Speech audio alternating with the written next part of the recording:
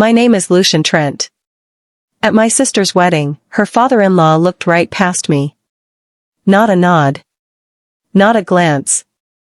Just that silent dismissal some men spend a lifetime perfecting. He walked by, comfortable in his suit, chin high with pride, while I stood there, glass in hand, expression still. He didn't know. He didn't recognize me. But I knew him. Roland Rowe. A man so proud of his last name he probably signs it in gold ink. For the past 6 months, he'd been trying, failing, to buy out a rising tech company. The same one I co-founded. The one his own business quietly depends on. He never looked deep enough to see it. Because people like him don't look, they assume. They see a title or a lack of one, and decide who matters. But I wasn't angry. I was calm. Because in a few minutes, when I was asked to speak, all of that would change. And when I said my name, when I introduced myself properly, he turned pale. I just smiled. They say the hardest part of grief is the silence that follows. But that's not true. The hardest part is the noise before it. It's the ringing phone when it shouldn't be ringing.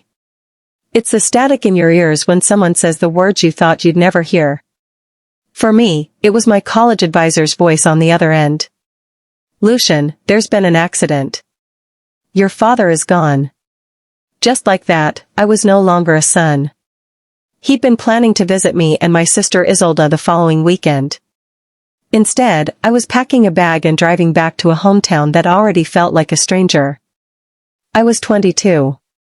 Isolde was 17, a week away from graduating high school. Our mother had left years before, chasing a second chance and never looking back. So now it was just us, 2 siblings, 1 broken car, and a future that had just shattered. The funeral was a blur. What came after? Brutal clarity. Debt. So much of it.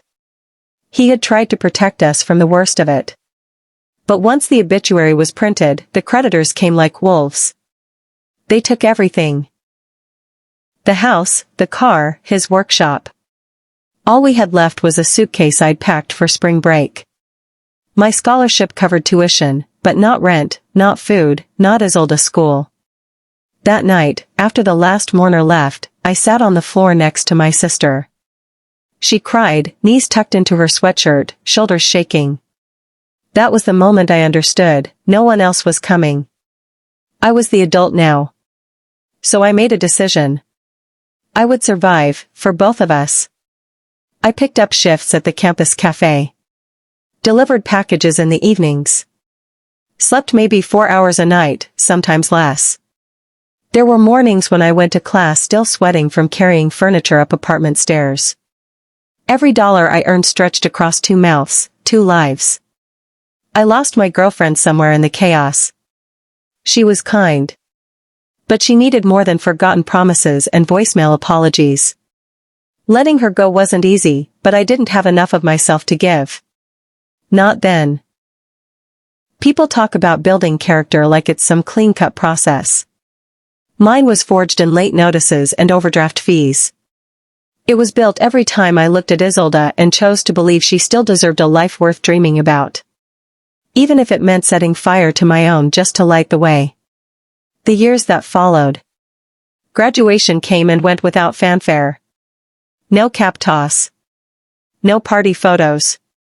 Just a quiet sigh and a job offer from a mid-sized firm doing back-end operations. It wasn't glamorous, but it paid. And that was enough. We moved into a modest 1-bedroom apartment. Isolde took the bedroom. I took the couch. She started community college. I juggled spreadsheets and client calls by day, and every night, I cooked dinner, even if dinner was just rice and eggs. On weekends, I caught up on sleep and broken shifts. But even in the grind, I kept one eye on the future. I signed up for online courses, marketing, automation systems, SaaS platforms, anything that could sharpen my edge. I didn't know what opportunity would come, only that I had to be ready when it did. It came on a rainy Thursday evening. A message from Felix Marin, an old classmate. He remembered the way I used to think about business, about systems. He and another friend were building a tech tool to automate back-end workflows. He needed someone to manage operations and pitch to early clients. I was hesitant. It sounded uncertain. But it also sounded alive. And I hadn't felt alive in years. So I said yes. My life split in two. From 8 to 5, I wore slacks and answered to middle managers. From 7 p.m. to 2 a.m., I lived in codebases, flowcharts, and pitch decks with Felix. We worked out of coffee shops and borrowed server space. Some nights, I passed out with my laptop still glowing on my chest. Money was tight. Tempers flared. One co-founder left after a brutal 6-month dry spell. Felix and I stayed, barely. Then came the breakthrough. A corporate client piloted our tool and cut their processing time by 40%. They told 3 others. Suddenly, we had demo requests, feedback loops, inboxes we couldn't keep up with. A review on a major tech blog lit the spark. Interest exploded. But I didn't quit my day job. I knew how fragile stability really was. I answered service tickets during lunch breaks. Fixed system bugs between meetings. Saved every spare cent. Felix became the public face. He smiled for the cameras. Gave TEDx talks. I stayed behind the curtain, and I liked it that way. Because while others chased titles and LinkedIn glory, I chased something else. Peace of mind. A life where Isolde didn't have to count every dollar at the grocery store. A life where her future wasn't defined by what we lost. She got into a state university, on merit. I paid every bill on time. We had backup savings, health insurance, working appliances. That felt like luxury. No one saw what it took. And I didn't need them to. But that silence, that choice to stay unseen, meant people like Roland Rowe could meet me and assume I was small. And that was fine by me. I'd rather be underestimated than misjudged. Invisible than falsely praised. Full circle. Life has a way of looping back, especially when your little sister decides to get married. It was a Tuesday night. I'd just collapsed onto the couch, still in my work clothes, eating cold pasta straight from the container. My phone buzzed. It was Isolde, breathless, excited, and strangely hesitant. "Lucian," she said, "I have something to tell you." I assumed it was about school. A project maybe. An internship. I didn't expect her next words. "I'm getting married." My fork froze midair. "You're what?" "To Damien," she said quickly, like ripping off a bandage. "We've been seeing each other seriously for a while now, but I didn't tell you because I didn't know how." I blinked. I'd met Damien once, in passing. A polite handshake at a campus event. That was it. The dinner and the name. It was a Tuesday night when Isolde called. I had just collapsed onto the couch, still in my work clothes, eating cold pasta straight from the container. She sounded breathless, excited, but also strangely hesitant. "Lucian," she said, "I have something to tell you." I figured it was school. A project maybe. An internship. I wasn't ready for what came next. "I'm getting married." My fork paused in midair. "You're what?" "To Damien," she said quickly, like tearing off a bandage. "We've been seeing each other seriously for a while now, but I didn't tell you because I didn't know how." I blinked. I'd met a Damien once. In passing. Polite, forgettable. I never heard her talk about anything serious. "Isolde, married? That's huge. Are you okay?" She laughed, nervous but steady. "I'm more than okay. I'm happy. I just needed to tell you before things moved further. He wants to meet you." That caught my attention. Anyone who wanted to marry my sister had better want to meet me. Yes, I was her brother. But I was also the one who stayed. I had played every role that mattered in her life: parent, tutor, emergency contact, confidant. If someone was going to step into her future, I needed to look him in the eye, and measure the shape of his soul. The first meeting. We arranged a dinner for Friday. Casual. Nothing formal. I offered to cook. I still remember the sound of the doorbell. I opened it to find Damien standing there, flowers in one hand, a bottle of wine in the other, and a grin that tried a little too hard. Something about him felt familiar. He was polite. Well-spoken. He clearly adored my sister. We sat, talked, laughed, mostly about her. But then... his last name. Something about it tugged at a quiet memory. Rowe, I said aloud, turning it over like a coin in my mind. Any relation to Roland Rowe? He paused. A fraction of a second too long. He's my father. And just like that, it clicked. Roland Rowe, one of our biggest enterprise clients. The man who'd been circling our company like a vulture for months, offering partnership with the subtlety of a hand squeezing a throat. He was the type who wore power like a second skin, sharp suits, sharper words, and a trail of broken collaborations behind him. Not evil. Just hollow. Efficiently transactional. And now his son was sitting at my table. I didn't flinch. Didn't show it. Didn't mention the company. Or the emails. Or the dozens of ways Roland had tried to own what I'd built. Because this wasn't about him. This was about Isolde. If Damien was decent, I would find a way to make peace with the rest. Brother and sister. Later that night, Isolde pulled me aside in the kitchen. You went quiet for a while there, she said gently. Everything okay? I nodded. Just surprised. Do you really love him? She didn't answer right away. Instead, she smiled, softly. Like something deep inside her had finally been seen. I do, she said. He's not like his father, Lucian. He's kind. He's steady. He listens. I studied her face. She wasn't pleading. She was glowing. And she never glowed easily. Okay, I said at last, quietly. Then I'm in your corner. Meet the Rowe family. Weeks passed. Wedding planning took over her life. I helped where I could but kept a respectful distance. Then came the formal family meet and greet. An upscale country club, white tablecloths, polished silverware, waitstaff in black vests. Isolde asked me to be there. So I said yes. For her. That's where I met him. Roland Rowe. The moment I stepped into the room, his eyes found me. He took me in quickly, shoes, suit, posture, then looked away. When we were formally introduced, he offered a limp handshake and said, "Oh, you're just her brother." I assumed her father would be here. Just her brother. I smiled, just a little. Not the kind that showed warmth.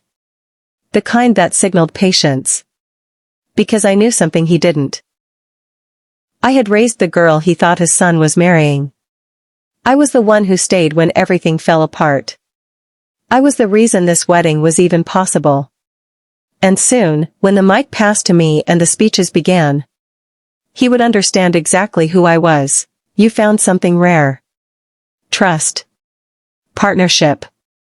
A future worth choosing. I paused. My hands were steady on the mic, but inside, something unspooled, years of silence, of carrying more than anyone knew. And I want you to know, I said, voice thick now, there's no one I'd rather entrust my sister's heart to, than the man she chose herself. I turned to Damien. Take care of her. Not like a possession. Like a promise. The room was quiet. Still. The kind of stillness that only happens when something real cuts through the noise. I stepped down. Isolde pulled me into a hug, tears warm on my collar. You didn't have to do that, she whispered. I know, I said. But I wanted to. Across the reception hall, Roland Rowe was staring at me. Not past me, at me. I didn't need to look long to know what he saw now, The suit fit the same. My name hadn't changed. But suddenly, his eyes held something new, respect, maybe even fear. He approached later, slowly, as the music swelled and couples started to dance. "Lucian," he said, his voice more careful than before. "I didn't realize you were that Lucian Trent." I offered a smile that didn't reach my eyes. Most people don't, until it matters. He nodded, swallowing a response. "Your company's impressive. We've been trying to schedule a meeting for months." "Yes," I replied. I noticed. We stood there, two men at the edges of a dance floor, not just from different generations, but different galaxies. He, the empire builder. Me, the survivor who became something else. "Maybe we could find time to talk business," he said. I met his gaze calmly. "Maybe." Then I turned, leaving him standing alone in a room full of people who suddenly didn't look quite so important. Later that night, I found a quiet corner and just watched my sister laugh. Her head tilted back, her eyes full of light. And for the first time in a very long time, I didn't feel tired. Because this was what all the sacrifice had built. Not a title. Not a company. But a life. A safe place for the person I loved most. I didn't need applause. Or deals. Or headlines. I just needed that moment. And I had it. And somehow, in the middle of that joy, the boy who once carried the weight of two futures, finally felt free joy. That's what I felt standing there, looking at my sister across the room, radiant, safe, loved. And for the first time in a long time, I believed she was ready. I stepped away from the mic, nodded at the applauding room, and started walking back to my table. But I didn't get far. Roland Rowe stepped in front of me like a shadow materializing out of the wall. He extended his hand, his smile tight and professional. "Lucian, was it?" That was quite a speech. I took his hand, firm, not eager. "Thank you. You're the co-founder of Yi," he said, half statement, half question. I nodded. "Yes. The same company you've been trying to acquire." His smile faltered, just for a second. "I had no idea," he admitted. "Why didn't you say anything when we met?" I held his gaze, steady. "Because I wanted you to see who I was when you thought I was nobody." He didn't answer. He didn't have to. "Enjoy the evening, Mr. Rowe," I said with a polite nod. And then I walked past him. Felix raised his glass as I returned to the table, one eyebrow arched. He didn't say a word. He didn't need to. We clinked glasses. That tension I'd been carrying for weeks dissolved into the music and candlelight. The rest of the evening flowed with the soft rhythm of joy. Isolde danced like a woman finally free of the weight of old shadows. Damien was gracious, gentle. Roland remained civil. But something in his eyes had changed, not arrogance now, but calculation. That was fine. Because I hadn't said anything untrue. And I hadn't said everything either. We never sold the company to Roland Rowe. Not out of spite. Not even because of that first impression. The truth is, his offers were impressive, on paper. But I've learned to read between the numbers. His interest wasn't built on shared vision or mutual respect. It was built on assumption, on the belief that everything and everyone has a price. And I don't do business with men who only learn your worth after reading your resume. So Felix and I stayed independent. We scaled with intention. We didn't need a buyout. We needed breathing room, space to grow on our terms. Ironically, Rowe Industries still licenses our platform. His employees file their support tickets through the same portal as every other client. We respond quickly. We're professional. Always polite. Never personal. Strictly business. Damien never brought any of it up. He respects boundaries. But more importantly, he respects Isolde. Over time, we've built something close to trust. I don't hold his last name against him. He isn't his father. He never was. Isolde is thriving now. She's found peace, real peace. She teaches, gardens, volunteers on weekends. She laughs more easily now. And she smiles in a way I hadn't seen since we were children. Back when life still felt like it could break at any moment. That smile is what I fought for. That's the return on my investment. Sometimes people still assume I'm just the guy in the background. Quiet, unremarkable. And I let them. Because I know the truth. The people who dismiss you in silence are the same ones who scramble to respect you once someone announces your title. But by then, their respect doesn't matter.